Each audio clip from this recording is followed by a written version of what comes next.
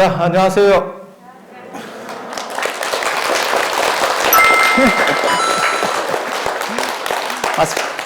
마스크를 확 벗어야 돼. 이게 트럼프 퍼포먼스라고 트럼프 대통령이 3일 만에 딱 나와가지고 청와대에서 마스크, 이거 되게 멋있어 보이던데, 영감님이. 저러다 훅 갈 수도 있는데, 이런 생각도 들고. 젊은 사람들은 뭐 치사율이 없지만, 어른들은 조금 그러니까요. 근데 오늘 되게 많아진 것 같은데, 이런 식으로 가면 내년에 증축해야 되는 거 아니에요, 건물을? 사람이 많아진 게 아니고, 여러분이 뚱뚱해졌을 수도 있어요. 지금 막 얼어 죽을까봐 잔뜩 싸매고 와가지고, 게다가 또 어떻게 이렇게 검은색 중심으로 무슨 김밥 같이 다 해서 왔대. 이게. 참. 어디 눈밭에 굴러도 죽지는 않겠다. 내가 지금 복장들을 보아하니, 대단해. 근데 진짜 많아졌다. 그죠? 이제 1단계로 떨어져서 뭐 그런가 봐요. 진짜 식상한 말을 한번 하면, 저 이런 말 되게 싫어하는데, 한 달이 엄청 빨리 가는 것 같아요. 그죠? 이게 속도가, 이게 시간의 흐름과 관련된 속도가 나이거든요. 정확하게 말하면 나이. 그리고 우리도 이렇게 살아보면, 여행 같은 거 다니잖아요. 여행 같은 거 다니면 절반이 지나면 진짜 빨리 갑니다. 절반까지는 좀 늦게 가고, 아니 좀 긴 여행. 그래서 뭐 한 일주일짜리 이런 거 가면 한 3일은 늦게 가고, 안 그러면 한 열흘짜리 가면 한 5일은 늦게 가고, 그 뒤부터는 막 이렇게 비탈길로 내려가거든요. 그래서 1년 계획을 세우기 전에 한 해가 가. 아니, 이게 웃을 일이 아니고, 제가 그러는데 여러분은 얼마나 빠를까 싶어요. 그래서 기도 열심히 해야 돼요. 좀 있으면 까만 옷 입은 사람이 가이드로 나옵니다. 그때 이제 까만 옷 입은 사람이 나오는 경우가 있고, 약간 빡빡으로 나오는 경우가 있거든요. 빡빡으로 나오면 지장보살. 까만 옷 입고 관 쓰고 이렇게 나오는 사람도 있고, 그죠? 그래서 두 종류가 있어요. 먼 얘기가 아닙니다. 이거 참. 예전에는 그래서 죽음을 약간 이렇게 예비해서 공덕을 닦는 그런 문화들도 있었어요. 조선시대 후기에도 그런 문화가 있었습니다. 그래서 추사 김정희가 봉은사에서 뭐 돌아가시기 3일 전에 판전이라는 글씨를 썼어요 라고 하는 것도 사실은 그때 연비하면서 참여하고 있었어요. 매일같이 연비하면서. 그래서 낮에는 팔뚝 지지고 참회하고 지지고 참회하고 이러다가 돌아가시는 거예요. 그래서 과천에 살던 분이거든요. 추사가 말년에 과천에. 그래서 봉은사에서 그렇게 하다가 이제 글씨 써달라 하니까 글씨를 써주고, 그게 이제 병중에 과천 사는 사람이 3일 전에 쓰고 이제 사요나라 한 거죠. 그래서 죽기 전에 그렇게 자신을 정리하고 이렇게 공덕을 쌓고 회양하려고 한다는 거는 굉장히 좋은 것 같아요. 사실 저는 그런 문화를 좋게 생각합니다. 그러니까 인생을 살 때는 젊었을 때 이렇게 살 수도 있고 저렇게 살 수도 있고 좀 사람마다 편차가 있잖아요. 그런데 말년에 맨 마지막에라도 자신을 되뇌이면서 혹시 뭐 잘못된 게 없는가 이렇게 점검하고 그 다음에 반성하고 이런 정신으로 살면 젊었을 때 조금 놀았어도 괜찮을 것 같아요. 괜찮을 것 같아요. 그런 생각이 불끈 들어요. 근데 보살님 거기 앉아 계시면 나중에 두드려 맞아요. 모르는구나. 옆으로 가야 되는데 어간에 앉으면 아니 보살님은 괜찮아.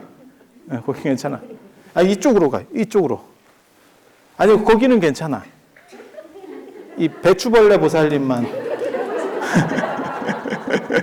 걸리는 거예요. 그냥 상식적인 거 가르쳐 드리면 여기 이제 중간에 이렇게 비워 놓잖아요. 중간에 비워 놓는 거를 신도라고도 하고 신이 다니는 길 이렇게 해서 어도라고도 하고, 그거는, 메인? 최고로, 중앙? 이런 뜻이에요. 그래서 중간을 피하는 문화가 우리나라에 있어요. 그래서 종묘 제사 때도 임금도 가운데 길로 못 다녀요. 그래서 이거를 어간이라고 보통은 얘기해요. 간하고 칸하고 혹시 구분할 줄 아세요? 간이라고 할 때는 한 칸, 두 칸 이렇게 해서 칸이라고 쓸 때는 공간을 얘기하는 거고, 간이라고 얘기할 때는 그냥 2차원적인 길이를 얘기하는 거예요. 그래서 어간에 있으면 신들이 다니면서 발로 찬대. 아니 그냥 농담 같은 얘기인데 그런 얘기가 있어요. 그래서 박복해져요. 박복해져. 마일리지가 급격하게 감퇴됩니다. 그래서 그러면 왜 저는 가운데에 서 있느냐? 이런 경우는 대리할 때. 제가 개인 자격으로 서 있는 게 아니고 부처님을 대리할 때. 그래서 대리할 때는 삼배를 받고, 대리할 때는 가운데를 서고, 그냥 개인 자격일 때는 서로 맞절을 해서 일배를 하고, 이게 이제 기본으로 그렇게 되어 있습니다. 여러분들 이런 거는 그냥 꼭 불교가 아니더라도 우리 전통 문화의 그냥 약간 상식적인 거예요. 근데 요즘은 이런 거를 잘 안 가르쳐줘서 잘 모릅니다. 근데 저는 어렸을 때 사실 제가 늘상 여러분들을 뵈면 제가 더 나이가 많은 것 같다 이런 생각들을 하거든요. 저 어렸을 때 이런 거 배웠어요. 저 어렸을 때 이런 거 배웠었어. 근데 여러분들은 이런 거 잘 안 배우셨죠? 여자라 그런가? 여자는 안 가르쳐 주나? 그죠? 젊은 척 하지 마!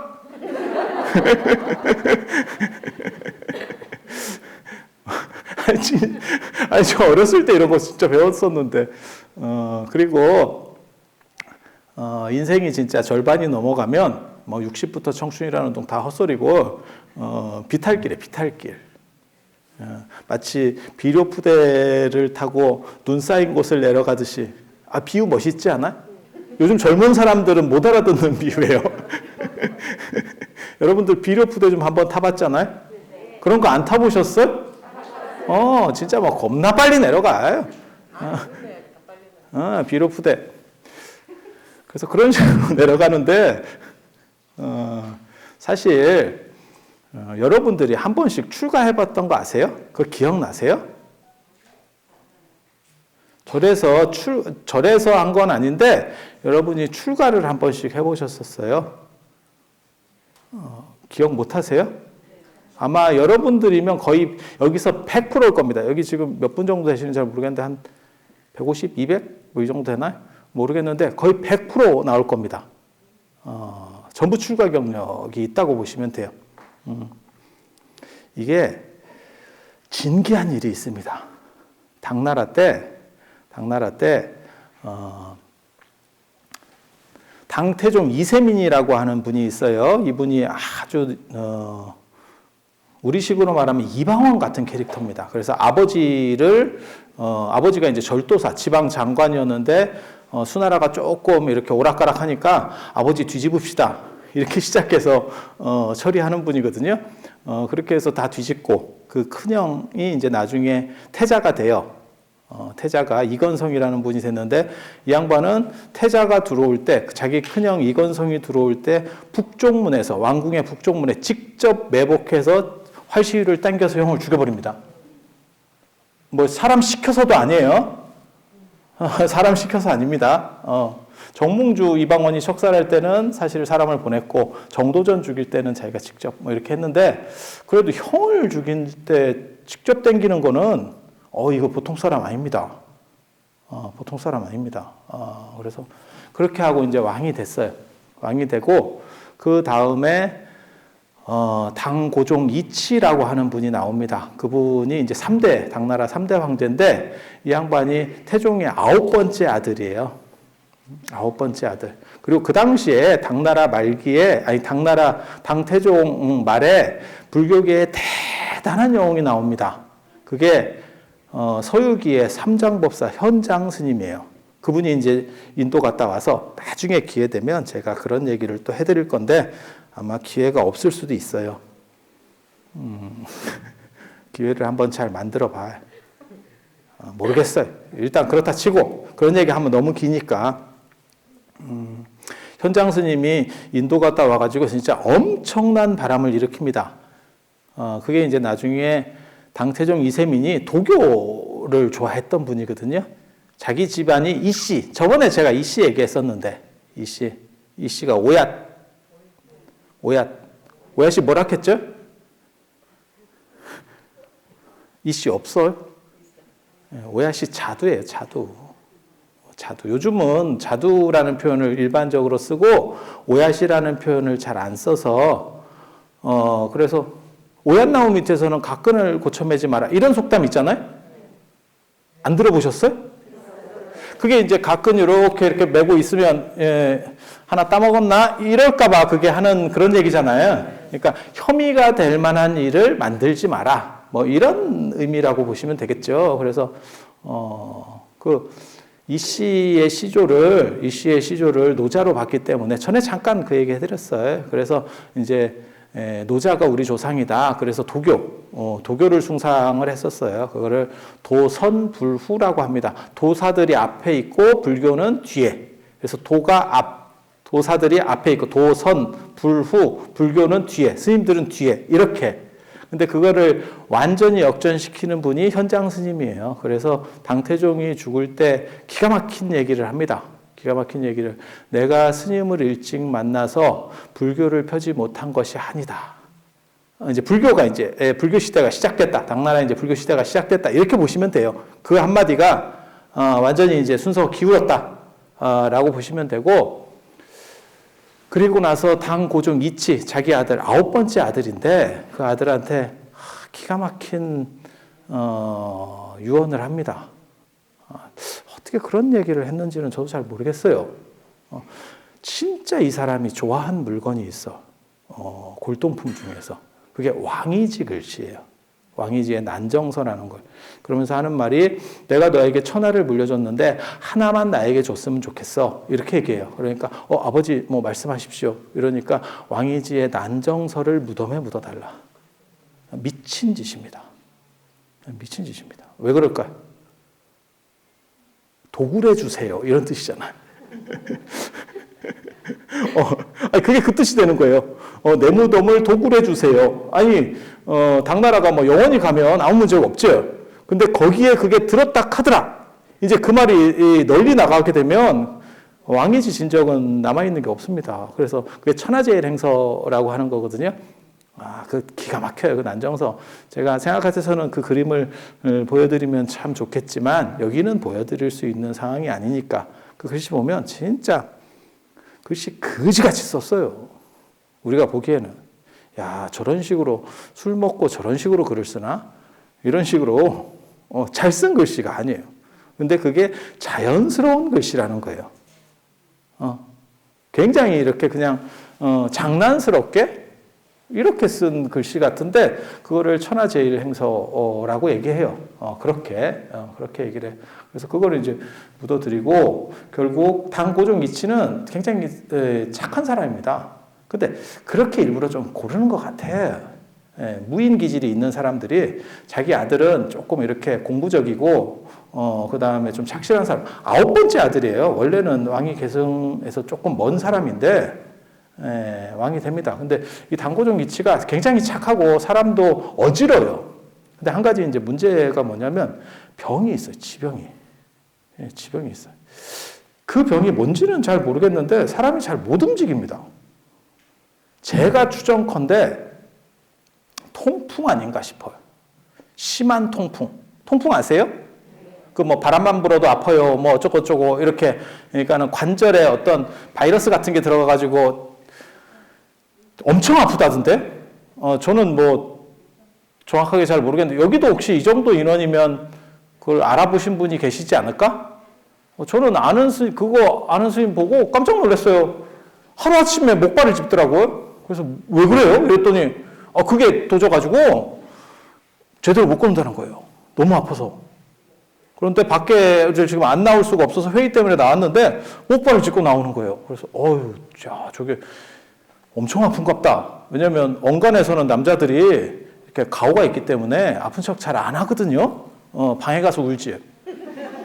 그런데 목발 짚고 당기고 그래서 야 저게 굉장히 아픈가 보다. 근데 당고종 이치가 진짜 그리고 참고로 말씀드리면 당나라 송나라 이런 때 보면 황제 이름 다 한 글자예요. 조선도 한 글자라고 제가 전에 말씀드렸잖아요. 그래서 이제 그렇게 되는데 이 당고종 이치가 그래서 제대로 이 나라를 건사를 못합니다. 그때 이제 그 마누라가 이제 치고 나오는 거죠. 마누라가 굉장히 대단한 사람. 측천무예요. 측천무하고 또 사연이 있습니다. 그거 얘기해주면 되게 재밌는데 그게 자기 아버지 첩으로 원래 들어갔었잖아. 근데 첩이 너무 많아가지고 아버지는 한번 제대로 보지도 못하고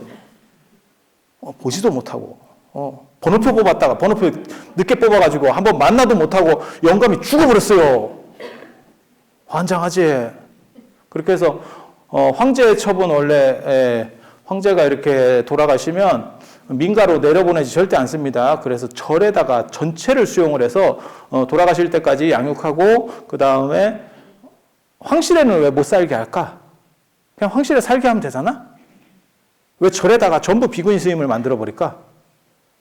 그냥 황실에 살게 하면 되잖아. 내첩 받아야지, 내첩. 방 빼야 될 거 아니오. 방을 다 차고 있으면 내첩은 어떻게 들어오냐고. 그러니까 아버지 첩은 방을 빼줘야지. 이해가 돼? 계약 만료됐으면 방 빼! 싹 이렇게 해서 절에다가 완전히 특수산 사찰을 만들어요. 그런 걸 보통 이제 정업사라고 하거든요. 깨끗한 업을 닦는다. 그래서 선왕의 명복을 빌면 이제 죽을 때까지. 그래가지고 당고종 이치가 이제 제 지내러 갔다가 눈이 맞아서 그게 참 희한하지. 보통 밀면 그게 안 되는데 이렇게 그런데도 어떻게 뭐 굉장히 이렇게 뛰어났는가 봐. 그렇게 해서 이제 하는데 그 여자가 측천무가 뭐 워낙 대단한 사람이에요. 중국 전 역사를 통틀어서 유일하게 황제가 되는 여성이거든요. 근데 남편이 아프니까 그걸 이제 대리로 이렇게 하는 거예요. 자꾸 업무들을 처리하다가 권력이 이양되는 거거든요. 그리고 태극궁이라고 하는 데가 원래 당나라의 황궁이었는데 태극궁이 좀 습해요. 그래서 습하니까 이게 더 발작을 하는가 봐. 몸이 더 아파. 그래서 대명궁으로 옮기거든요. 지금 대명궁 유적지가 중국 서안에 있는데 그 유적지만 갖고도 그러니까 터만 있어요. 터만. 개성의 뭐 만월대처럼 고려 왕궁 유적지가 만월대거든요. 만월대처럼 터만 있는데 터만 있는 걸 가지고도 유네스코 문화유산에 들어갈 정도로 대단한 데입니다. 그래서 그렇게 짓고 해도 참 몸이 아프니 황제라도 이게 참 깝깝한 거예요. 전에 그 CJ 그룹 회장님 그렇게 TV에 나오는 거 보면 이렇게 막 의자에 앉아가지고 이렇게 하는데 그분은 다른 분들은 이렇게 후덕하게 생겼는데 아픈 척을 하는데 그분은 진짜 병색이 완연하더만. 그래서 야 이거 재벌도 저렇게 골로 가면 소용이 없겠다라는 생각을 했어요. 너무 아프면 그분이 지병이 있다는 거예요, 진짜. 뭐 발도 문제고 뭐 저거 그런 게 나오더라고요. 찾아보니까. 그래서 야, 우리 그런 거 있잖아요. 뭐 천하를 다하도 건강을 잃으면 끝이다. 근데 이제 그거는 가져본 사람들이 하는 얘기고 우리 같은 사람들은 건강은 좀 됐고 좀 다른 걸 좀 잃어봤으면 좋겠다. 그래서 여러분도 지금 철야 기도로 온 거잖아요. 건강하고 마일리지하고 바꾸려고, 그치? 건강이 좋으면 집에서 그냥 보양하고 있어야지 뭐 한다고 이렇게 오겠어요, 그죠? 그래서 그래서 황제인데도 몸이 아프니까. 그리고 이게 뭐가 있냐면 이 양반이 제일 걱정한 게 자식에게 내려갈까 봐요. 나도 지금 죽겠는데, 그러니까 가족력이지. 이제 내려가면 뭔 뜻인지 아시겠죠? 그게 너무너무 걱정인 거야. 그래서 이걸 어떻게 할까?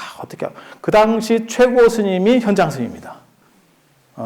그래서 애가 또 아들이 생기나. 이게 아들인가 딸인가 어쩌고 저쩌고 할 때 보면 그 자은전 얘기해 보면 임신을 했는데 아들입니까 딸입니까 이런 것도 물어봐요. 근데 그때 현장 스님이 그때 주작이 나옵니다. 주작이. 주작 아세요? 여러분 주작 아세요? 좌청룡 우백호 남주작 북현무 할 때 그 주작? 주작이 당나라 황궁에 나와요. 주작이 어떻게 생겼는지 아세요? 공작같이 막 이렇게 생기고 그런 거 아닙니다. 아닙니다. 꼬리 길고 이런 거 아닙니다. 주먹만한 빨간 참새예요. 그게 주작이에요. 빨간 참새라는 뜻이에요. 주작이. 요즘은 이제 주작이라는 표현을 조작한다 이런 걸 주작이라고 애들이 자꾸 쓰는데 그 이제 인터넷에 금지어 걸려가지고 쓰는 거고 실제로는 그냥 참새인데 참새 몸에 참새 깝닥에 뺑기를 빨간 뺑기를 칠했다 이러면 주작이에요. 그게 그런 게 주작이야. 그렇게 해서 주작이 딱 나타난 걸 현장 스님이 보고 저게 아들이다. 딱 이렇게 예언을 하거든. 그리고 나서 이렇게 빨간 참새 나왔다는 얘기가 몇 번 나와요. 중국 역사책에 보면 몇 번 나와. 공자가어나 뭐 이런 데서도 나오고 몇 번 나와.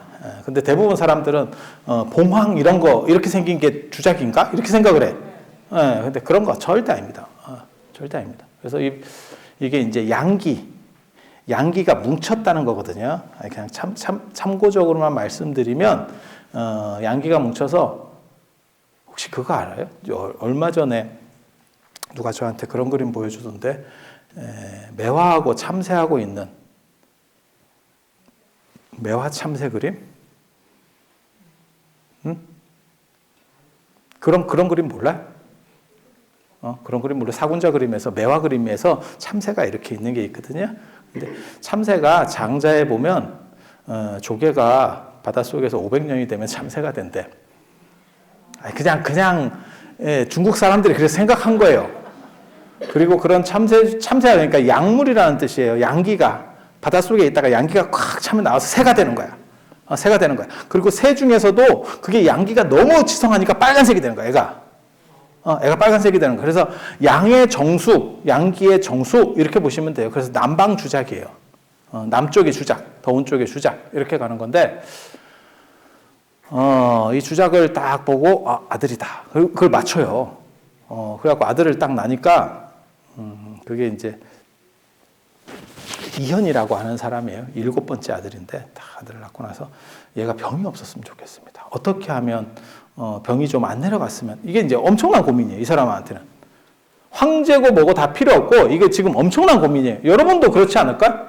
아무리 돈이 많아도 그럼 좋지. 그럼 좋긴 한데 그건 그거고 일단 없을 때는 많은 게 좋은 거고 많은 상황에서는 몸 아프는 게 좋겠죠. 그리고 그게 내 자식의 몸이 아프면 그건 너무 그렇잖아요. 그래서 어떻게 하면 될까요? 비방을 좀 이렇게 가르쳐달라고 하니까 그 비방을 가르쳐줍니다. 한 달밖에 안 됐는데 애기 신생아 걔를 머리를 밀고 절에다가 보내요. 이게 출가시키는 겁니다. 그래서 그때 받은 법명이 불광왕이에요. 붓다의 빛, 부처님의 광위 이렇게 해서 그게 팔자 안 좋은 사람들을 절에서 이렇게 수계해서 파는 게 있어요. 그런 거 혹시 그런 문화 아세요? 그러니까는 우리 집안에서 어떤 기운이 이렇게 내려오잖아요. 근데 그 기운에서 안 좋은 게 있어. 그러면 그거를 나무도 그런 나무 있잖아요. 원래 그냥 뿌리부터 이렇게 올라오는 나무가 있는가 하면 젖붙이는 거 있잖아요.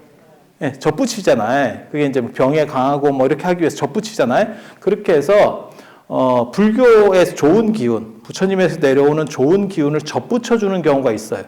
그게 수계하는 거예요. 그래서 절에서 법명을 받고 임시로 출가했다가 절에 사는 게 아니고 그때 잠깐 출가했다가 돌아가는 거예요. 이해가 됩니까? 그리고 요즘은 이제 그런 행동을 뭘 하냐면 이렇게 불상 모시는 거 가지고 해요. 불상 모시는 걸 가지고 해. 근데 원래는 수계를 하고 이제 절에서 하루라도 지내고 뭐 이렇게 하는 거예요. 그렇게 해서 삭발하는 문화가 나오는 거거든요. 어린애를 삭발시키는 문화가 사실 거기서 시작되는 거예요. 그렇게 해서 얘가 7번째 애면 아무래도 왕위 계승 서열에서 좀 떨어져요. 뭐 그렇겠죠. 그냥 생각해 보면 앞쪽이 아무래도 유리하니까. 그런데 이 양반이 중종으로 이제 나중에 4대 황제로 올라갑니다. 당나라의 4대 황제로. 그리고 이게 이제 병도 없고 사람이 병도 없고 너무 잘 풀리는 거야. 이게 이제 주변에 쫙 소문이 나는 거죠. 뭐가 좋다더라. 이렇게 하면 또 다 따라합니다. 사람들이. 그것도 황제가 그렇게 했다더라. 그리고 황제가 그렇게 하니까 그 아들이 황제가 됐대. 야, 이거 따라 할 만하지 않아? 그래서 동아시아에 지금까지 남은 풍습이 어린애를 삭발시키는 풍습이에요. 여러분도 한 번씩 아마 밀어봤을걸? 기억은 안 나는데 아마 특별하지 않으면 밀었을 겁니다. 그런데 그게 나중에 불교시대가 끝나고, 우리나라에서는 불교시대가 끝나고 유교가 되면서 그 뜻은 잘 모르고 점점 잊혀지는 거예요. 그때 뭐라고 사람들이 얘기하냐면, 여러분도 아마 들어보셨을 거예요. 왜 저렇게 애를 깎아요? 라고 얘기하면 숱이 많아지려고, 머리숱 많아지려고. 말 같지도 않은 얘기거든. 나 그 얘기 딱 듣는 순간에 저게 뭔가 사연이 있구나 라는 생각을 했어. 왜? 이렇게 깎으면 요 잘린 면에서 약간 더 많아진 것처럼 보일 수는 있어요. 하지만 머리카락이 어느 정도 자라면 뽑히는 거지, 계속 바뀌는 거지, 이게 이렇게 계속 점점점 굵어지는 게 아니에요. 계속 굵어지면 지금 여러분 머리카락이 연필 같아져야 돼? 아니, 그런 거예요, 그런 거.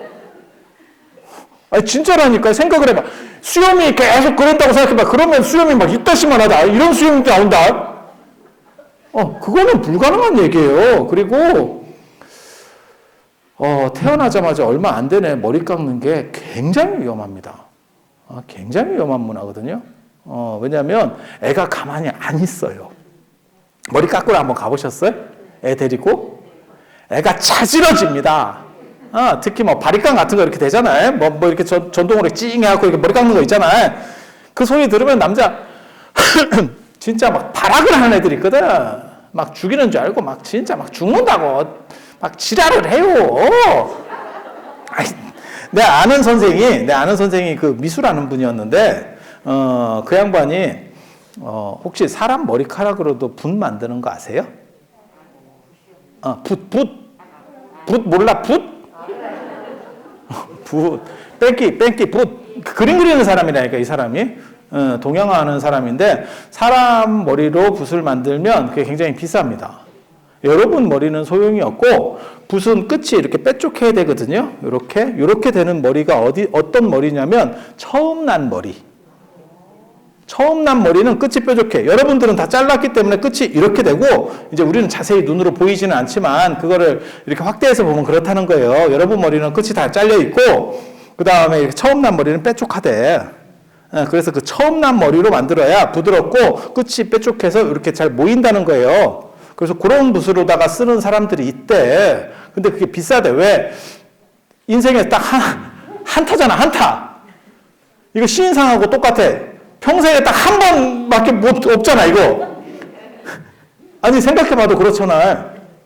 그렇게 해서 돈 주고 살려니까 너무 비싸서, 자기 아들을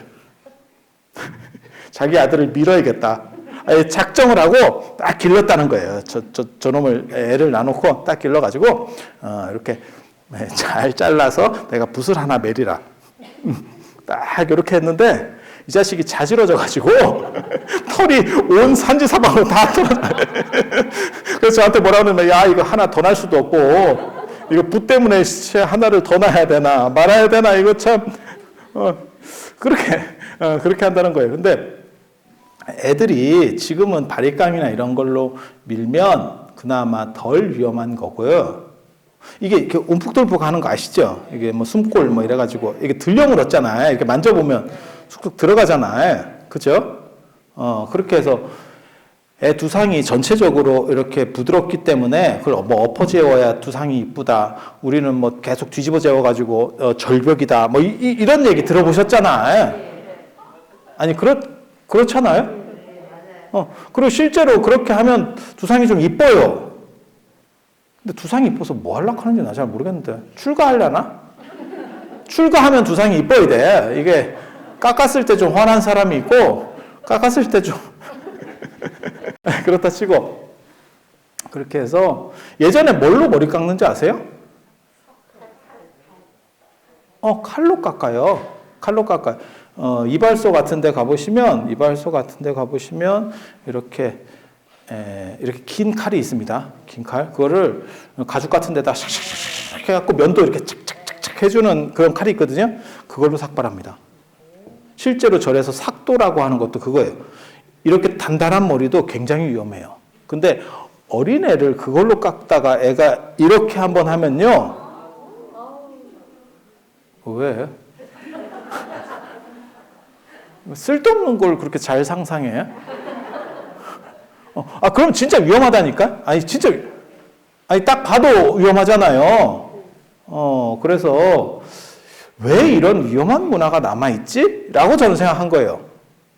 그게 현대에 만들어진 문화가 아니고 우리가 관습적으로 계속, 그러니까 이치적으로 맞지도 않아. 이게 두꺼워진다는 것도 조금만 생각해보면 말도 안 되는 얘기고, 이거 어차피 계속 빠지는 건데, 굳이 그걸 그렇게 할 필요가 있어?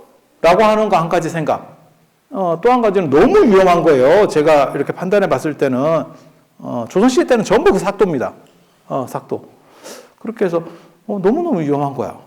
그런데 왜 우리 전통에 그렇게 위험한 게 남아있을까? 라고 해서 찾아보니,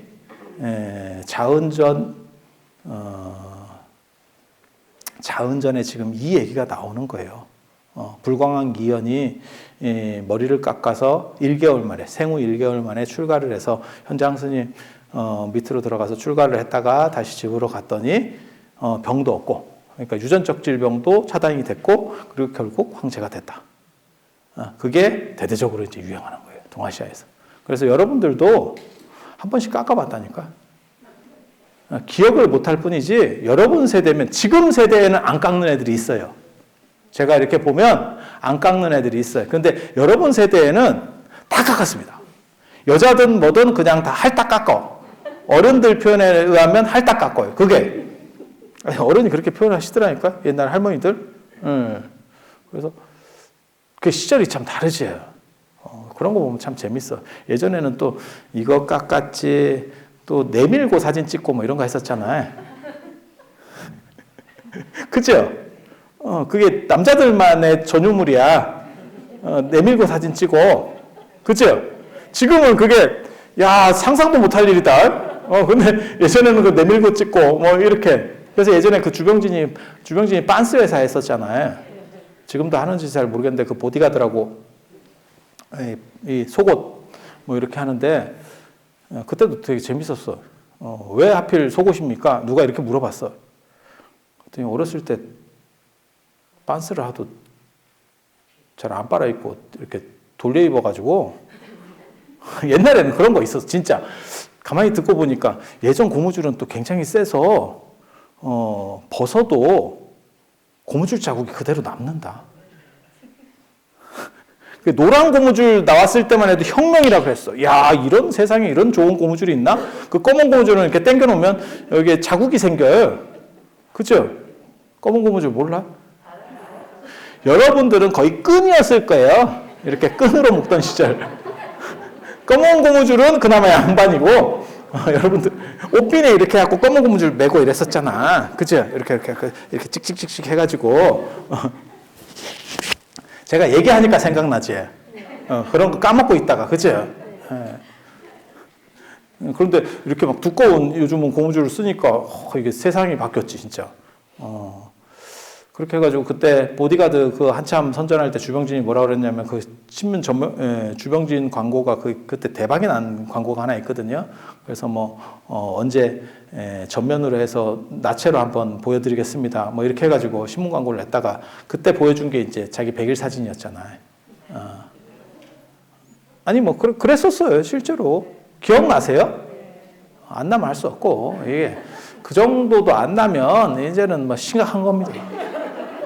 심각한 거예요. 그래서 여러분들이 한 번씩 출가했었던 그런 전력이 있어서 어떻게 보면 지금 다시 이렇게 모인 거예요. 모인 거예요. 그리고 그 정신, 부처님을 잘 이어서 어떻게 보면 좋은 공덕이 나에게 흐르게 하려고 하는 그 정신, 그거는 굉장히 좋은 것 같아요. 그리고 저도 제가 늘상 얘기하는 거 있거든요. 저는 제가 살지 않는 모든 절, 제가 사는 절 말고 제가 살지 않는 모든 절에 가서 복전함에 돈을 놓습니다. 돈을 넣습니다. 그렇게 해서. 그건 저랑 다녀보신 분들은 다 알아요. 그리고 저는 아예 이렇게 딱 어디를 갈 때 이렇게 신권을 딱 이렇게 잡아가거든요. 그리고, 그게 성인 것 같아요. 근데 추석하고 설 때만 조금만 신경 쓰면 신권을 모아놓으면 돼. 조금 모아놓으면 돼. 그렇게 해서. 그렇게 한 뒤로 그나마 팔자가 좀 폈어요. 스님들이 팔자가 내가 보기에는 잘 안 피는 이유 중에 하나가 뭐냐면 절만 받아 먹어가지고 절복만 있어요. 돈복은 없고. 근데 이게 다른 겁니다. 제가 늘상 말씀드리지만 마일리지가 달라요. 공부 마일리지가 있고 물질 마일리지가 있다니까요. 그래서 이거는 각각으로 쌓아야 돼요.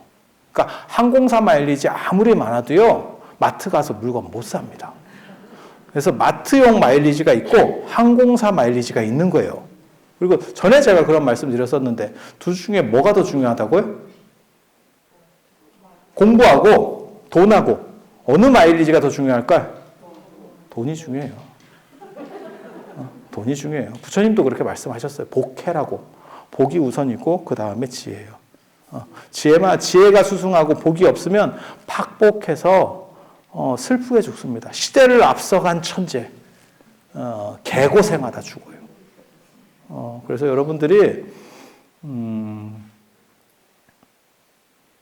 그 공덕을 잘 쌓을 수 있게 그리고 여러분들이 예전에 한번 다 그렇게 출가를 했었던, 그런데 문제는 그냥 집에서 그게 야매로 깎았잖아. 그죠? 야매 이런 거 좋아하는구나. B급도 아니고 C급 이런 거 좋아하는구나. 그래서 이런 절에서 여러분들이 그런 초심을, 내가 절과 인연이 있는 이러한 초심을 잘 길러서 복을 받게 해야 돼요. 그리고 제가 이 절이 굉장히 특이한 절이거든요. 전에도 제가 말씀드렸잖아요. 이 절이 삼국유사에서 나오는 유일한 터가 명당이다라고 나온다고. 그 명당인데를 제가 조사를 했거든요. 여러분들처럼 너무 무성의하면 안 돼. 복 받으려고 하는 거는 어디가 터진다. 이걸 딱 이렇게 하고 가야 돼. 제가 그걸 또 다 조사했잖아. 어딘지. 그래서 그게 삼국유사를 통틀어서 터 자체가 명당인 절은 여기밖에 없어요. 그게 오류성중조에 나옵니다. 오류성중. 대산 오류성중조에 이 터가 최고터다 라는 얘기가 나오고, 이거 말고 절터가 참 좋아요. 신령한 터예요 라고 말하는 게 전불시대 칠처가람지라고 하는 데가 있습니다. 그러니까는 석가모니 부처님 이전에 가섭 부처님이 계셨는데 그 가섭 부처님 때 절터였었던 그런 신령한 곳이 있대. 그게 경주에 7군데가 있고 울산에 1군데가 있어요. 경주에 7군데.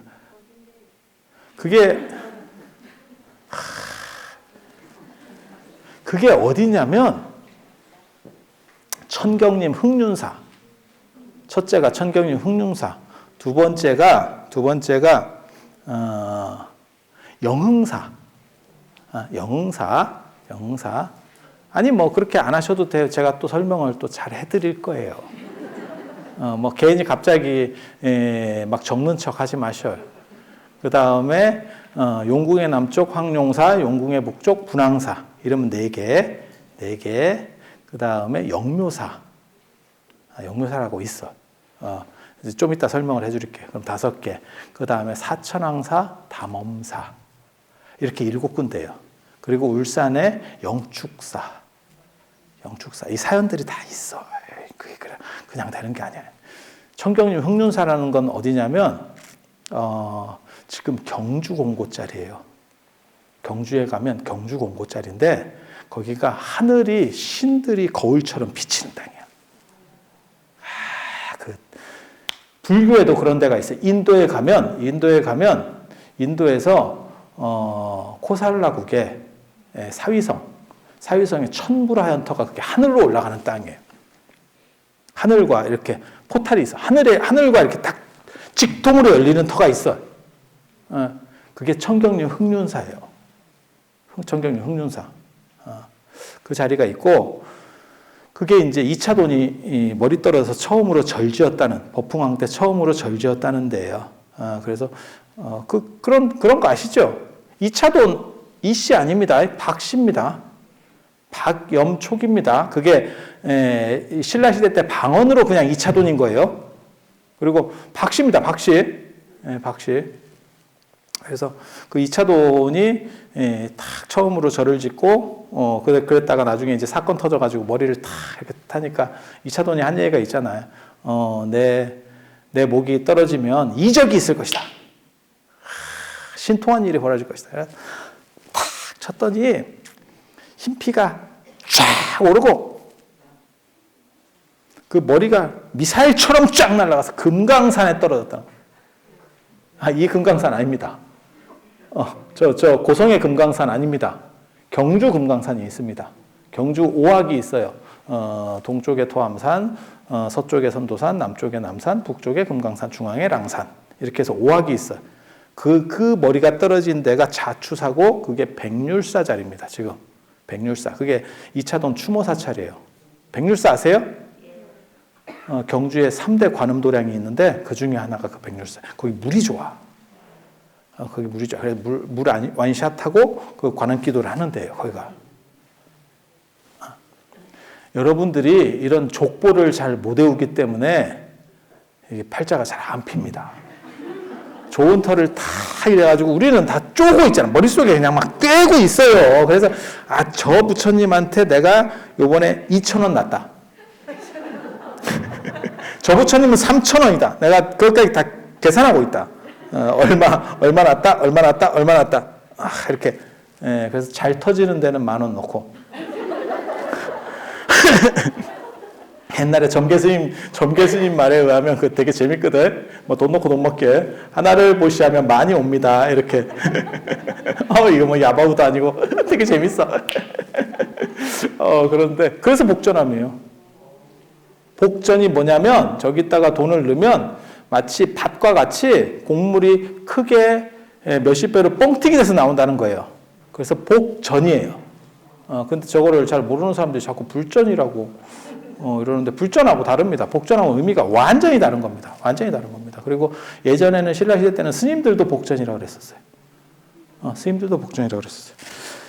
그렇다 하고 그 법흥왕이 처음으로 지은 첫 절 거기가 청경림 흑륜사. 신들이 거울처럼 쫙 비치는 그런 데가 있어요. 그리고 두 번째 이제 비구니 사찰. 법흥왕이 나중에 왕위를 양위하고 진흥왕에게 양위하고 진흥왕이 조카거든요. 양위하고 출가합니다. 진흥왕도 나중에 출가하거든요. 그래서 법은 법공이다. 이렇게 출가하는 게 왜 그러냐면 그거랑 똑같은 거예요. 이제 죽을 때쯤 되니까 아까 추사 얘기했었잖아요. 이제 죽을 때쯤 되니까 이제 자기 저승복 닦는 거죠. 그런 문화가 예전에 있었어요. 일본에도 그런 건 있어요. 그러니까 불교 강할 때는 그런 게 있어요.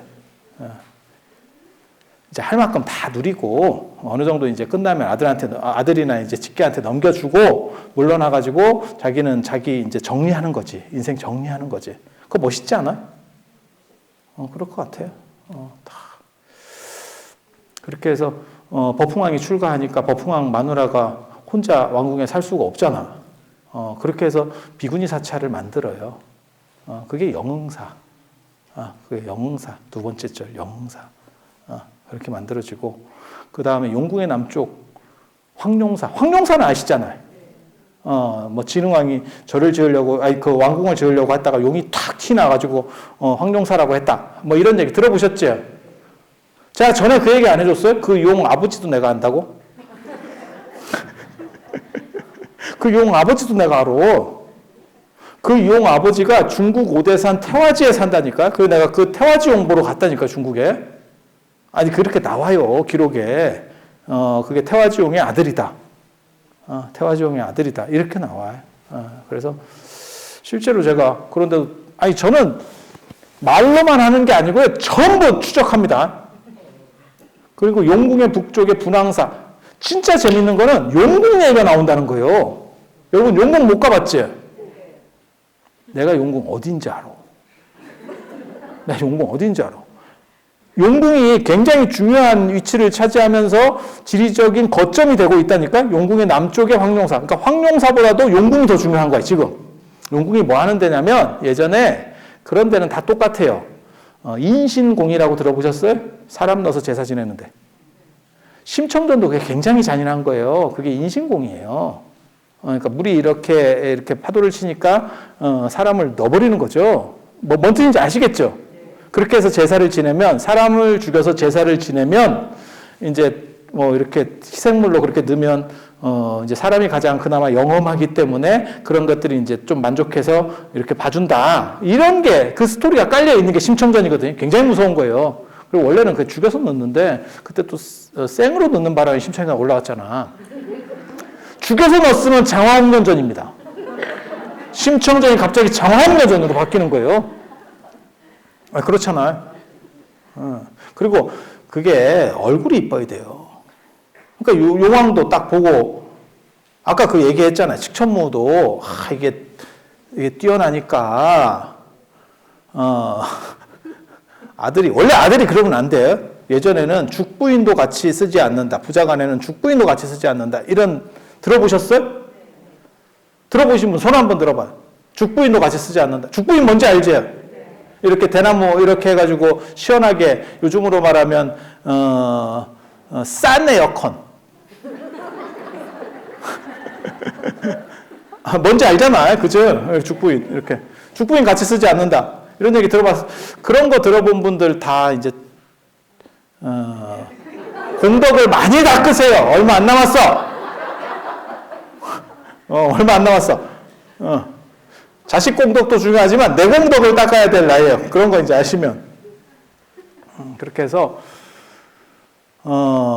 심청도 이게 딱 되니까 용왕이 이러면서 됐다는 거 아니에요. 그렇지만 그렇게까지 이쁘지는 않았다는 거. 심청이 그렇게 안 이쁜지는 어떻게 알까 내가. 진짜 이뻤으면 같이 살았겠지. 보내주잖아. 용왕 취향은 아니었던 거지. 이건 내 취향 아니야. 그래서 다시 보내주잖아. 그때 나오는 그 이미지를 보면 연꽃에 실어서 딱 보내주잖아. 그래서 연꽃이 재생이라는 의미가 있어요. 그래서 극락에 태어나면 여러분 연꽃에 태어나요. 근데 여러분들 그 극락 가시기 전에 살 빼야 돼. 안 그러면 연꽃 가라앉습니다. 연꽃이 한계가 있어. 그래서 연꽃에 이렇게 무게가 좀 오바되면 삑 소리 나고 그래서. 반야용선 타면 돼요. 연꽃 가라앉아. 아니 반야용선은 가는데. 가는 용이고 그건 크루즈선이거든. 그래서 이게 갈 때 쓰는 거고 거기는 연꽃에서 태어나는 거야. 심청이 같이. 근데 심청이 같이 태어났는데 연꽃이 신모래. 개방시지. 그래서 살 빼야 돼. 극락 가려면 살을 빼라는 거. 그런데 실제로 극락에 그 국품연지라고 하는 거예요. 여러분 들어보셨는지 모르겠는데, 그래서 연꽃이 재생의 상징 뭐 이런 게 있어요. 그거 이집트부터 나오는 겁니다. 이집트에서부터 연꽃에 왜 그런 이미지가 붙냐면 연꽃 아세요? 연꽃 이렇게 한번 봤어? 자세히 봤어? 좀 이렇게 오랫동안 그냥 뻘로 보는 거 말고. 뻘로 이렇게 가가지고 아이고 사진 한번 찍어봐 이렇게 해서 이런 거 말고 2년 전년 잡년 100년 뭐 이런 개그 하는 거 말고 꼭 그런 데 가서 그런 개그 하는 사람들은 진짜 다 오래된 사람들. 아유 전년 봐라 2년 봐라 이러면서 그런 개그 하는 사람도 있어요. 꼭 삼류 개그, 아재 개그도 아니고 저기 뭐 조총련식 개그 뭐 이런 거 있어. 근데 그 연꽃이 자세히 보시면 밤에는 오물고 아침 되면 펴요. 이렇게. 그래서 이게 재생한다라고 하는 그런 의미를 가지는 거예요. 그런 의미를 가지는 거예요. 그래서 그래서 연차 이런 거 만들 때도 이렇게 뭐 이렇게 해서 원래는 그런 속성을 잡는 거고 나중에는 거기다 막 묶어가지고 그죠? 애 못 벌어지게. 그러면 애가 막 이렇게 낮에 돼서 벌어질라고 하면 아이씨 막 묶어놨네. 입을 막 꼬매버렸네. 이러면서 막 난리가 나겠지. 그래 막 도끼를 뿜어내면 우리는 또 그 향기롭다 이러면서 마시잖아. 녹차에 연향이 스며네 이러면서 그렇게 가는데.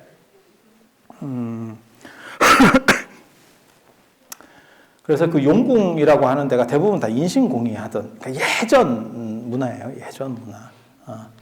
그렇게 해서 그런 데가 나중에 이제 없어지는 거죠. 없어지면서 그 동네가 늪지고 실제로 아마 발굴하면 그게 나올 겁니다. 그럴 때 내 용궁 자리도 알아, 진짜. 그 동네 용 겁나 많거든. 그 동네 용 겁나 많거든. 그래서 그래서 거기 용이 튀어나오는 거예요. 황룡사 지을 때. 그거 바로 옆에 있습니다. 나중에 제가 기회가 있어서 여러분들하고 경주를 가게 되면 내가 용궁을 보여줄 수 있어요. 용궁. 하지만 바빠. 나는 바빠. 그 용궁 아는 사람만 안다. 그냥 보면 거기가 그냥 꽃밭이에요. 꽃밭. 땅을 뚫어볼 줄 알아야 돼. 그래서 용궁의 남쪽에 황룡사고 용궁의 북쪽에 분황사예요. 분황사 모전석탑, 신라시대 때 가장 오래된 석탑, 저기 누구야, 선덕여왕이 창건했다. 삼국사기하고 삼국유사에 선덕왕 직위삼사라고 하는 얘기가 나오는데 선덕왕이 미리 안일 뭐 이렇게 해서 여러분 아마 들어보셨을 거예요. 여러분 자녀분들은 선덕여왕 이런 얘기 잘 못 알아들었을 거고 그게 무슨 뭐 중국에서 당태종 이세민이 모란꽃을 탁 보냈더니 그 그림만 딱 보고 씨하고 이걸 딱 보냈잖아. 그랬더니 향기가 없다. 뭐 이랬다는 거잖아요. 들어봤죠? 요즘 애들한테 물어봐. 여러분 자녀분들한테 물어봐. 너 그 얘기 아냐? 거의 대부분 모릅니다. 이게 다 이게 연식을 반영하는 거예요. 제가 뭐라 그랬어요? 이런 거 잘 알고 이러면 열심히 닦어. 열심히 닦어. 열심히. 이게 제가 여러분들 돌아가셨을 때 길 못 찾을까봐 비법을 하나 가르쳐 드릴까요? 거기 깃발맨이 있거든요. 깃발 들고 이렇게 하는 사람이 있어요. 일로왕보살이거든. 일로왕보살. 일로왕보살이 일로와 이라고 가이드의 시조인데 깃발 들고 있습니다. 아니 진짜 그렇게 나와요. 일로왕보살인데 제가 그런 얘기해요. 여러분들이 길 못 찾고 이러면 외국 갔을 때 제가 그 얘기 안 해줬나? 외국 갔을 때 가이드들이 길 잊어버리면 딱 하는 얘기가 있어. 찾으러 다니지 말고 가만히 있어. 내가 찾는다. 가이드가 딱 그렇게 얘기한다고. 손님들은 가만히 있어. 그 자리에 있어. 내가 찾는다. 자꾸 움직이면 이게 서로 찾다 보면 더 힘들어져. 그러니까 동선을 내가 아니까 내가 찾는다. 그리고 아리랑을 불러라. 이렇게 얘기하거든. 좀 쪽팔린데 이제 한국 사람 빨리 찾으려면 뭐 이렇게 그런 얘기 들어보셨죠? 패키지 여행을 가면 언제나 그 얘기를 해. 가이드들이 그 얘기를 하는데 여러분도 마찬가지예요. 죽어서 어디로 가야 될지 잘 모르겠어. 좀 기다려. 나 올 때까지 기다려. 내가 길 안다. 내가 진짜 사후세계랑 관련된 거를 잘 거의 내비 수준입니다. 내비 수준. 그래서 제가 만약에 죽게 되면 가서 핸드폰을 해서 티맵으로 여러분들을 인도해 줄 거예요. 자, 이쪽으로 오세요. 이러면서 내 주거든 깃발을 하나 넣어줘. 깃발 하나. 그래서 선덕여왕이 그 얘기는 들어오셨잖아요. 아까 제가 얘기한 그 오랑꽃 얘기, 그게 이제 설들이 분분한데 저도 그거 갖고 논문을 썼어요. 그게 무슨 의미냐 썼는데 그게 이제 나중에 선덕여왕이 비단 연종의 난에 의해서 결국 죽게 되는 굉장히 중요한 사건이 벌어지는 단초예요. 당나라 황제가 왕을 흔들어버립니다. 여왕을 흔들어버립니다. 선덕여왕한테는 남편이 있었습니다. 스포 갈문왕이라고 기록에 보면 나와요. 갈문왕은 뭐냐면 왕의 피를 가지지 않았는데 왕이 된 사람. 누구를 얘기하는 거냐면 여왕 남편. 여왕 남편을 추궁해서 왕으로 올려주는 거예요. 이해가 되시죠? 근데 그 당시 없었는가 봐. 그렇게 해서 당세종 이세민이 워낙 또 싸가지가 없거든요. 아이 형도 직접 내복해서 활을 쏘는 놈인데 얼마나 이렇게 좋게 말하면 영웅 같은 사람이고 나쁘게 말하면 안하무인이에요. 뭔 뜻인지 아시겠죠? 그러다가 우리나라 고구려 정벌하러 왔다가 눈깔 빻잖아. 단체호에 조선상부사 이런 데 보면 나와. 눈깔 맞아. 화살 맞아. 그때 조금만 더 들어왔으면 이게 이 뒤에가 하이가 없는 거 아시죠? 이 눈깔 뒤쪽에 없는 거 아시죠? 몰라요? 모르면 이렇게 빼서 한번 보고 계시도 이게 보호돼야 될 건데 보통은 이게 다 이렇게 우리가 하이바 썼잖아요. 그죠? 헬멧 다 있잖아요. 근데 이쪽 뒤에는 없다니까? 이 뒤에 없다니까? 그렇게 해서 굉장히 위험해요. 실제로 당세종이 고구려 정벌하고 돌아와서 얼마 있다가 이제 돌아가시게 되는데 보호하는데 그게 아마 요게 이쪽으로 들어가서 이렇게 추정합니다. 그렇게 보는 관점도 있어. 저 같은 사람이 그렇게 봐요. 근데 일단 그렇다 치고 당세종이 아무리 좀 자기보다 낮은 나라라도 그건 너무 무시하는 거잖아. 그러니까 선덕여왕이 남편이 있었는데 남편이 죽고 약간 자유롭게 살았는가 봐. 이해가 됩니까? 근데 신라시대 때는 원래 그렇게 살았어요. 유목문화는 훨씬 자유롭게 살아요. 여러분 자녀분들도 훨씬 여러분 세대에 비하면 이게 이래도 되나 싶을 정도로 하잖아. 그죠? 예전에는 여러분 세대만 하더라도 손목만 잡아도 결혼해야 되는 줄 알고 이랬었잖아. 그렇지 않아? 사주단자만 서로 부모님끼리 가도 결혼하고 이런 세대잖아. 근데 지금은 그 딸내미들 진짜 대단한 애들 있죠. 그냥 착착착 정리를 하는데 기가 막히게 정리한다. 옛날에는 남자애들이 그렇게 정리하는 건 봤어도 여자애들이 저렇게까지 잘 정리할까 이러는데 진짜 여자애들 잘 정리하는 애들 있어요. 이렇게 정리가 몸에 밴 평소 이렇게 집에서부터 잘 정리를 하는가 봐.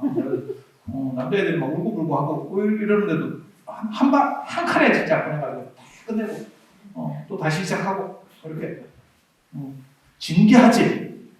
징계하지. 그만큼 시절이 바뀐 거예요. 나쁘다는 뜻이 아니고 유목문화가 원래 이런 게 좀 잘 좋아요. 그리고 지금 서구에서 들어온 유목문화들이 그런 걸 그런 문화들을 좀 만들어내는 거고 농경문화는 원래 그냥 여자들이 완전히 나 죽었어 하면서 사는 게 농경문화예요. 그래서 꼭 전통이 꼭 좋다라는 생각은 안 해요. 여자도 훨씬 자유롭게 살 수 있는 거죠. 근데 신라나 이런 거는 유목문화예요. 그래서 굉장히 좀 자유롭게 살았어. 그랬던 것 같아요. 분위기 봤을 때. 당태종이 중국은 이제 여자가 그런 거 별로 대단하게 안 보고 돼. 굉장히 낮게 보고 돼. 그래서 이제 놀리는 거지. 너는 여자가 아니야. 모란의 향기가 없어가 너는 여자가 아니야. 그런데 선덕여왕 입장에서 짜증인 거. 나지. 선덕여왕이 젊은 여자 아닙니다. 진평왕이 워낙 그 아버지인 진평왕이 재위기간이 박혁거세 전설적인 인물이 박혁거세 다음으로 한 50몇 년을 해요. 재위가. 그래서 선덕여왕 올라갔을 때부터 할매입니다. 시작하자마자 할매. 한 13년 하다가 이제 돌아가셨는데 13년인가 16년 이렇게 하다가 돌아가셨는데 그래도 여자는 그게 아닌가 봐. 넌 여자가 아니야. 이런 게 아무리 할매라도 그건 아닌가 봐. 난 잘 모르겠는데 저는 정확하게 잘 모르겠는데 그런 게 있는가 봐. 여러분도 그래요? 아무리 할매라도 이쁘다 해야 좋은가? 넌 여자가 아니야. 이랬더니 아무튼 이 뚜껑이 날아갔어요. 근데 당태종은 어떻게 할 수가 없어. 나라가 차이가 너무 나니까. 그리고 그 당시에는 당나라의 힘을 빌려야 신라가 겨우 연명하는 상황이에요. 그 당시 이제 상통이 되기 직전 보면 고구려, 백제, 외가 한 팀입니다. 이게 세로. 그리고 신라하고 당이 한 팀이에요. 그래서 이걸 십자전쟁이라고 하는 거거든요. 동아시아의 대전이라고 하는 거예요. 크게 가로 한 팀, 세로 한 팀 이렇게 하고 엄청나게 갖다 봤거든. 그때 이제 신라가 이기는 거잖아요. 정확하게 말하면 신라가 잘해서 이겼다기보다는 당이 너무 세서 쟤네가 다 뭉쳐도 당한테 안 돼. 당이 떡대가 크잖아. 덩치가 되나? 일본이 저렇게 빨빨거리고 잘하는 것 같아도 미국한테 한 방에 안 되잖아요, 저게. 독일이 유럽의 맹주잖아요, 실제로 지금 맹주잖아. 독일하고 일본이 어떻게 보면 지금 중국이 많이 컸지만 예전에 80년대, 90년대까지만 해도 독일하고 참고로 말씀드리면 영국하고 프랑스를 합쳐도 일본에 안 됩니다. 전체 GDP가 일본에 안 됩니다. 그 정도로 일본도 강력한 나라고 유럽 맹주는 당연히 독일이에요. 프랑스, 영국은 전통적인 거고 신흥로마 제국의 독일도 굉장히 강력하다고. 그리고 지금은 완전 독일판이고 그런데 독일하고 일본을 1985년에 미국이 한 방에 보냈잖아. 아세요? 그 사건? 프라자 합의. 환율 절상. 환율을 막 올려가지고 두 나라를 완전히 몰아보냈잖아. 그것 때문에 일본이 뭐 잃어버린 20년, 잃어버린 30년 이러면서 개결거리고 있고, 일본이나 독일이 합쳐도 미국한테 안 되는 건 떡대 차이가 워낙 큽니다. 얘는 헤비급인데, 일본이나 독일은 라이트 플라이트 뭐 이런 거거든. 그러니까 안 돼. 그래서 결국은 이제 신라가 이기잖아요. 근데 그 과정에 이 사건을 당하니까 선덕여왕이 신하들 앞에서 창피하기도 하고 그래서 울분 속에서 지은 전 그게 분황사. 그 분황사 얘기하려고 지금 하고 있는 거 아니요? 7군데를 차례차례 하고 있잖아. 몰랐지? 하고 있었어. 지금 간다 가. 어디까지 가려고? 월정사 오려고. 한 바퀴 돌고 있다 지금. 한 바퀴 돌고 있어. 그렇게 해서 왜 분황사냐면 그게 향기로운 풀 이름 분자예요. 나눌 분자에다가 위에 풀초자가 있어. 향기롭다 이런 뜻이에요. 네, 향기롭다. 그리고 두 번째 글자가 황자, 황제. 거기서 황제는 당나라 황제를 얘기하는 게 아니고 선덕여왕을 얘기합니다. 나에게는 향기가 있어. 되게 재밌지 않아요? 그런 식의 추정들을 학자들이 했었거든요. 저는 분명히 그런 걸까. 왜냐하면 분황이라는 이름이 너무 일반 사찰에 쓰이는 이름이 아니에요. 저희 이름들은 대부분 경전에 나오거나 큰 스님이거나 이런 사람들의 이름을 따서 씁니다. 이 월정사도 굉장히 특이해요. 그래서 뭐 마음이 아름다운 뭐 말같지도 않고 그리고 이게 명당이라는 뜻이에요. 명당이라는 뜻이에요. 저는 한문을 좀 알아야 돼. 그리고 그게 정말 회남자라든지 안 그러면 저 사회경 같은 걸 좀 알면 이게 보여요. 근데 불교 경전만 본 사람은 이걸 몰라요. 절대 이거 해석 못합니다. 월정 이런 거 해석 못합니다. 내가 나중에 왜 월정산지를 가르쳐줘. 그것도 기가 막힌 스토리가 있어. 들으면 엄청 대단한 얘기가 있다고. 근데 거기에 이 분황사 지금 3층 석탑만 남았지만 이게 9층으로 추정하거든요. 그 체감 비율로 제가 문화 전문가잖아. 아세요? 네. 내가 문화 전문가. 내가 문화 전문가. 근데 그거를 9층으로 추정을 하는데 거기에서 사리가 나왔어요. 그러니까 탑을 이렇게 해체 보수할 때 1972년인가 사리가 나왔는데 그 안에 뭐가 들었냐면 바늘, 가위 이렇게 나왔어. 탑 안에서는 보통 그런 게 안 나와요. 여성용품이 나온 거야. 그러니까 아구가 딱 맞지. 진짜 선덕여왕이 뭔가를 발언해가지고 자기가 창피한 것도 좀 맞고 그 다음에 왕실 안에 대신들 앞에서 가오가 무너졌잖아. 당나라 황제가 야 너는 여자도 아니야 이렇게 하니까 신하들이 웃지는 않겠지만 뒤에서 크크거렸겠지. 아이고 내가 저럴 줄 알았어 저 할망구 이러면서 얘기했겠지. 그러니까 이제 부처님의 의지에서 큰 탑을 만들고 9층 탑을 만들어서 뭔가를 내가 한번 보여줘야겠다. 그러면서 그 떨어진 권위를 바로 세우고 거기다가 자기 물건을 넣는 거예요. 굉장히 특이한 겁니다. 그렇게 특수한 물건이 나오는 탑은 거의 없어요. 거의 없어. 저 회의사에 광해군 또 바로 탑도 있고 몇 개 없어. 몇 개. 여기도 그렇잖아요. 우리도 이 오대산도 그렇잖아요. 상원사에 세조가 문수보살이 때밀이 시조다 이런 얘기 자꾸 하지 말라고 육수아비 스님 그런데 그 얘기 하지 말래. 그런 거 하지 말래. 근데 그 얘기 안 했어 나. 안 했는데 그 세조가 이렇게 등 밀고 몸 나왔잖아요. 그 얘기가 전설로만 있잖아요. 그 기록이 없습니다. 그냥 전설이에요. 이 동네 전설. 그런데 87년인가 지금 교부장 스님이 저 상원사 주재하실 때 그 은수동자나 아시죠? 왜 동자인지 알아? 걔가 왜 동자인지 알아? 머리가 이렇게 두 개의 상투, 쌍상투를 틀었잖아요. 이거를 예전에는 이런 거 가르쳐도 되나? 예전에는 지금도 마찬가지예요. 오늘날은 그렇지 않은데 반지 끼는 문화가 있었잖아요. 결혼하면 반지 끼잖아요.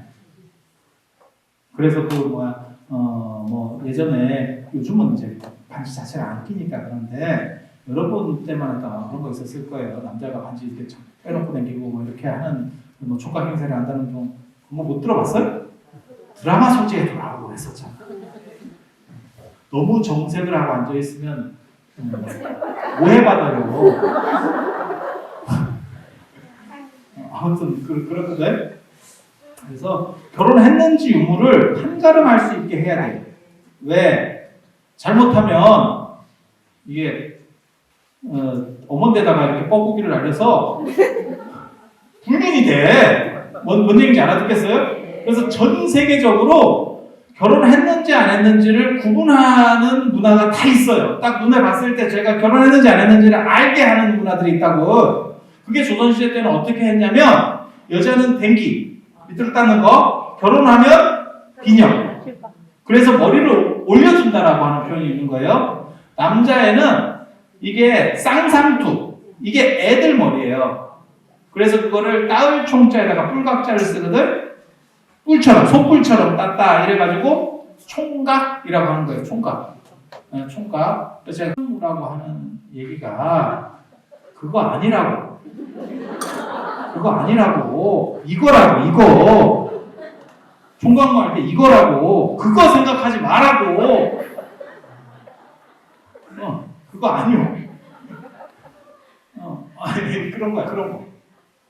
그렇게 해서 쌍상투잖아. 쌍상투가 어린애고 결혼을 하면 외상투로 바뀌는 거예요. 이해가 됩니까? 그래서 딱 봤을 때만, 그러니까 반지를 이런 거 하고 이러면 가난한 사람 반지를 못 끼잖아. 그러니까 그런 표식을 한 게 아니고 머리 헤어스타일로 딱 봐가지고 저기 결혼을 했나 안 했나. 그러니까 댕긴지 머리를 올렸는지 상투가 2개인지 1개인지 장님이 신봉사만 아니면 알잖아. 그죠? 그렇게 하는 거예요. 그래서 이제 그게 문수 동자인지를 아는 거예요. 근데 이제 조숙해가지고 수염도 나고 그랬어. 그래서 호르몬 부작용으로 이거는 이렇게 됐는데 수염이 나. 그래 가서 봐. 내 말이 맞나 틀리나. 거기에 또 사연이 있어. 나중에 기회 되면 또 얘기를 해줄게. 근데 애가 수염 난 사연 재밌을 것 같지 않아요? 있어. 근데 그런 우리가 전설만 알고 있었는데 거기를 복장을 여니까 거기서 세조 옷이 나왔잖아요. 그래서 스토리하고 연결되는 어떤 전설이 있었는가 보다. 그리고 제가 그 옷을 찾았다고.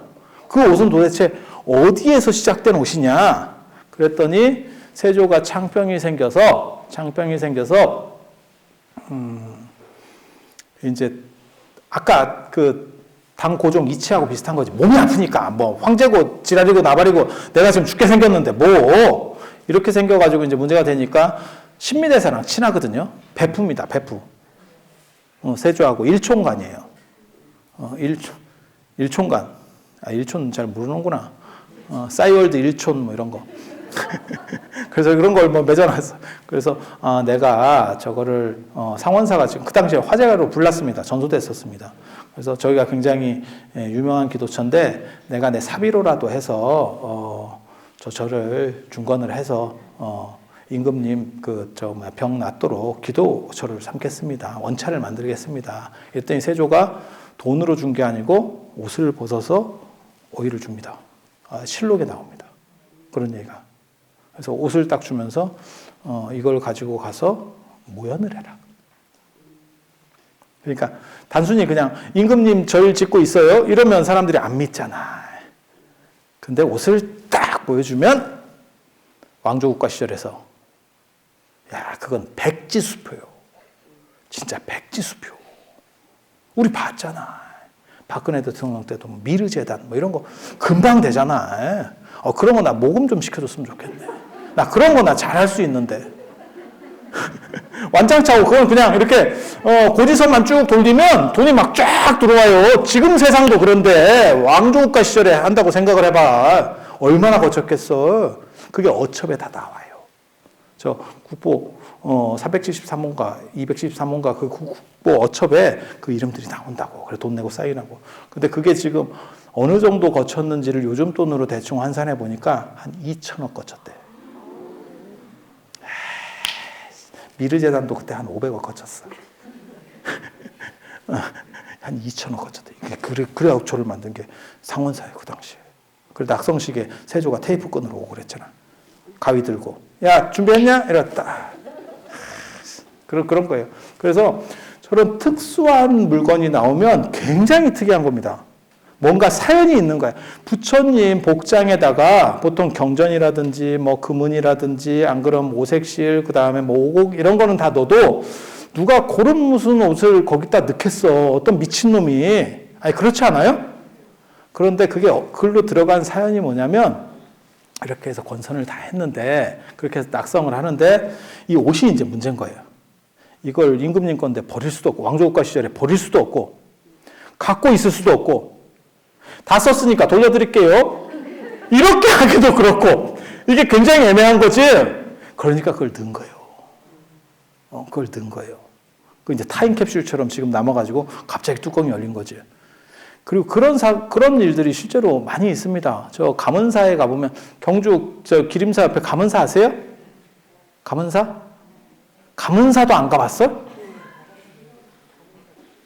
감은사지 삼층석탑 굉장히 유명하잖아요. 거기 보면 두 개의 탑이 있는데 어느 탑이 먼저 만들어지고 어느 탑이 늦게 만들어졌는지 굉장히 애매합니다. 그런데 그 사리장엄구를 안에 있는 사리장엄구를 딱 꺼내보면 한쪽에서는 숟가락이 나왔어. 쬐끄만 약숟가락 같은 게 하나 나왔어. 그게 늦게 만든 탑이에요. 그 숟가락이 어디다 쓰는 거냐면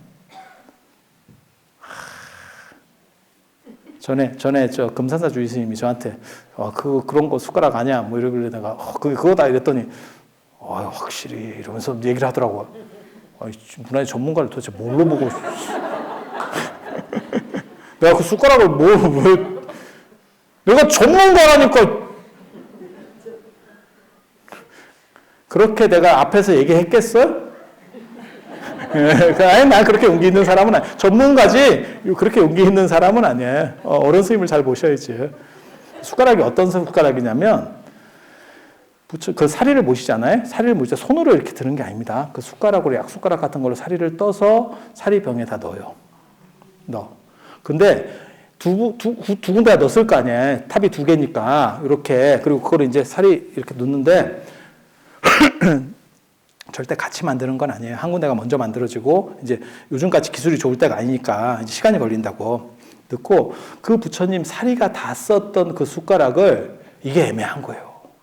내가 집에 갖고 갈 수도 없고, 절에 모실 수도 없고, 이러니까 어떻게 되냐면 두 번째 마지막 그 탑에다가 같이 봉헌합니다.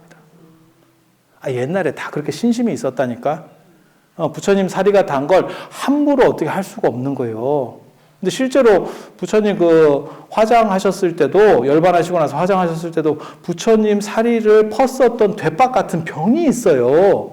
그 병 자체도 함부로 버리지 못하고 탑을 만들었다라는 기록이 있어요. 그래서 18개로 사리를 나눠서 탑을 만들고, 병을 가지고 탑을 하나를 만들고, 하나는 사리 거두고 나서도 재가 있을 거 아니에요. 거기 그 재탑을 만들고, 그래서 10개의 탑을 만들었다 이런 얘기들이 나오는 거예요. 그래서 이게 정성이라는 게 진짜 중요합니다. 저는 복 받으려면 일단 어디가 터지는지도 잘 알아야 되고, 그 다음에 정성스러워야 돼. 그리고 또 하나가 뭐냐면 간절해야 돼. 간절해야 돼. 그래서 오늘 제가 명당을 다 얘기를 해드리고 싶었지만 여러분이 기도를 하기 위해서 오늘 조금 얘기를 해드리고 다음에 이거 내가 명당 왜 얘기한다 그랬지? 월정사 얘기하려고. 지금 오고 있어. 어디서 오냐면 경주에서 오고 있어. 경주에서 오고 있어. 그 지금 오늘 4개 한 거예요, 4개. 뭐뭐 4개 했어요? 뭐 했어? 내가 물어볼 줄 몰랐지? 청경리 묵륜사, 그 다음에 저 영흥사, 비구니 스님 사찰 영흥사, 법흥왕의 부인 영흥사, 그 다음에 용궁의 남쪽 황룡사. 황룡사는 제가 대충 건너뛰고 여러분이 아시니까. 그 다음에 용궁의 북쪽 분황사. 그러면 몇 개 남아요? 3개 남아. 3개 남아. 그리고 울산에도 하나 있다니까. 울산에 또 기가 막힌 절이 있어요. 여러분 듣도 보도 못한 또 엄청난 게 있어. 그거 언제 얘기할 것 같아요? 다음 달에 제가 빨리빨리 하면 다음 달이 될 거고 늦게 하면 연말이 될 수도 있어. 궁금하면 꼭 오세요. 꼭 와서 여러분이 좋은 공덕도 많이 심고 그 다음에 어디가 터지는 데인지 그리고 제가 보너스로 이거를 다 하면 거기다가 또 터지는 데를 내가 알거든. 제가 그런 거 전문이거든. 그래서 그런 거를 다음 달에 가르쳐 드릴 수 있도록 그렇게 하겠습니다. 그리고 맞다, 그거 말씀드려야 되는데 4개 했다고 얘기하세요. 나 기억을 못해. 늙어가지고 기억을 못해요. 너무 슬프지? 나도 슬퍼. 그러면 다음 달에 뵐 수 있도록 그렇게 하겠습니다. 자, 들어주셔서 감사합니다.